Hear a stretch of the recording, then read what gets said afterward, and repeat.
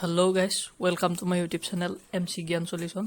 Guys, আজি মই আপোনালোকক Gauhati University যি অনলাইন পৰীক্ষা সেই পৰীক্ষাৰ answer sheet বা উত্তৰ বহি কেনেকৈ বনাব বা উত্তৰ লিখা পেপাৰখিনি কেনেকুৱা হ'ব কেনে ধৰণে লিখিব লাগিব ৰোল নাম্বাৰ কোড লিখিব ৰেজিষ্ট্ৰেচন নাম্বাৰ কোড লিখিব গোটেইখিনি দেখুৱাম গতিকে আপোনালোকে ভিডিঅটো স্কিপ নকৰাকৈ শেষলৈকে চাই যাব সিদিনা পৰীক্ষা হ'ব পৰীক্ষাৰ দিনা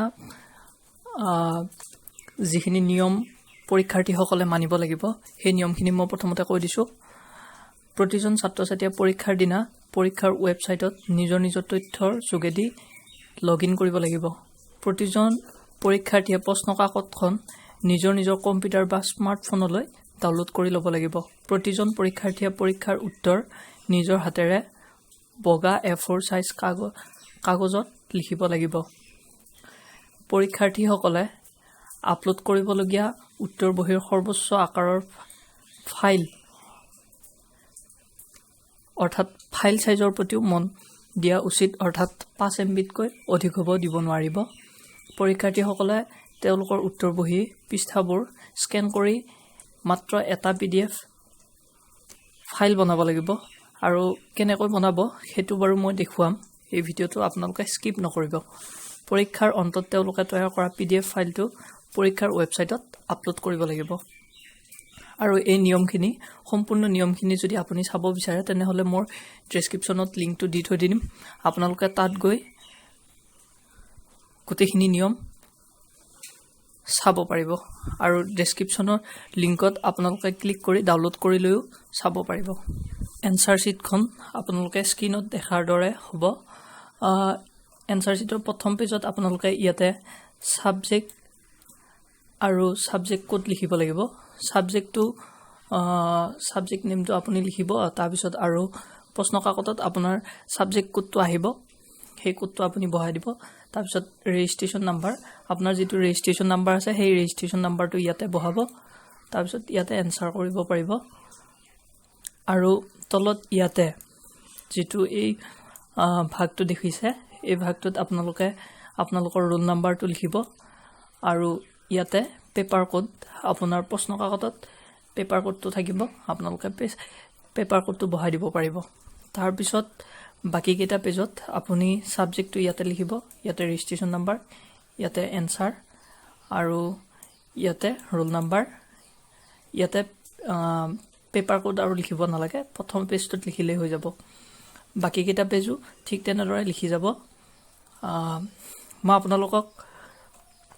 আপোনালোকৰ সুবিধাৰ্থে ডাউনলোড কৰিব পৰাকৈ এনসাৰ শীট খিনি PDF দি দিম আপোনালোকে তাৰ পৰা ডাউনলোড কৰি প্ৰিন্ট আউট কৰি ল'ব পাৰিব আপোনালোকে PDF টো কেনেদৰে স্ক্যান কৰিব মই এটা এপ আপোনালোকক ডেসক্ৰিপচনত দি থৈ দিম আপোনালোকে সেই লিংকত গৈ সেই এপটো ডাউনলোড কৰি ল'ব পাৰিব মই ব্যৱহাৰ কৰিছো Adobe Scan আপোনালোকে Adobe Scan টো ওপেন কৰি ল'ব ওপেন কৰি আপোনালোকে এনেকৈ ডকুমেন্ট সেকশনত যাব তাৰ পিছত আপোনালোকৰ সুবিধাৰ্থে আপুনি আপোনাৰ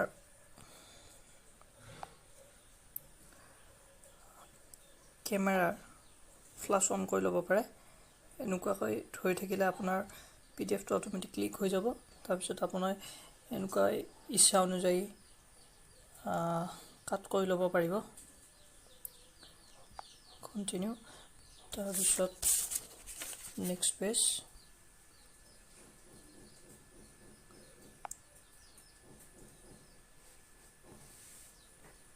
এনেকৈ ক্লিক কৰি ল'ব পাৰিব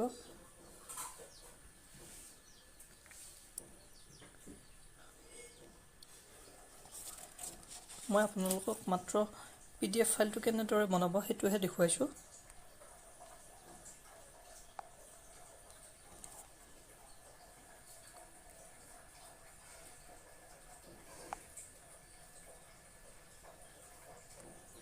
এনে ধৰণে আপুনি গোটেইকেটা পেজ ডাউনলোড ক্লিক কৰি ল'ব এনেদৰে ক্লিক কৰি লোৱাৰ পিছত আপুনি যিকেইটা আপোনাৰ ফাইল দেখুৱা হৈছে তাত এনেদৰে ক্লিক কৰিব ক্লিক কৰি আপুনি ইয়াতে আপোনাৰ ৰোল নাম্বাৰটো লিখি দিব।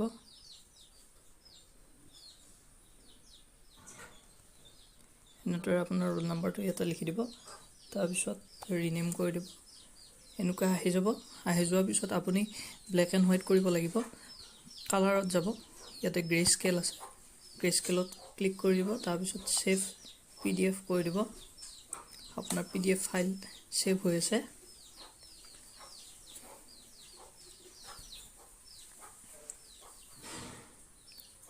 তাৰপিছত আপুনি মোৰ অপশ্যনত যাব। কপিটো ড্ৰাইভ কৰিব। তাৰপিছত আপুনি আপোনাৰ মোবাইলৰ ডাউনলোড ছেকশ্যনত এনেদৰে যাব। ইয়াতে ছেভ কৰি দিব। এতিয়া আপোনাৰ ফাইলটোৰ কিমান MB হৈছে সেইটো চাব লাগিব। আপুনি ডাউনলোড ছেকশ্যনত যাব।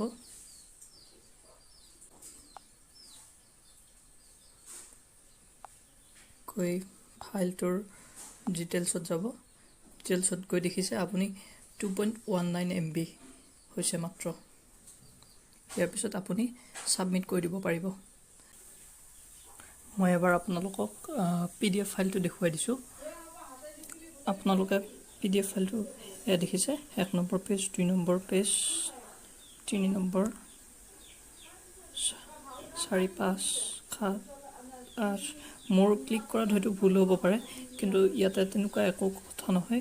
চিৰিয়েলি আহি যাব আপোনাৰ গোটেইটা পেজ। আপোনালোকে দেখিব পাৰিছে ইয়াতে